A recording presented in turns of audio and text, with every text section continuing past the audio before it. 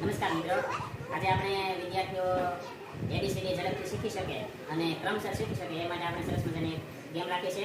અહીંયા તમે જુઓ કે બંને બાજુ એબીસીડીના કાર્ડ પડ્યા છે. આપણે બંને ટીમમાંથી એક સ્ટુડન્ટ આવશે અને આપણે એને એબીસીડી ક્રમમાં ગોઠવવા કહીશું કે જેથી અમને અક્ષરની પણ ઓળખ થશે અને ક્રમશર તે એબીસીડી ગોઠવી શકશે. તો ચાલો આપણે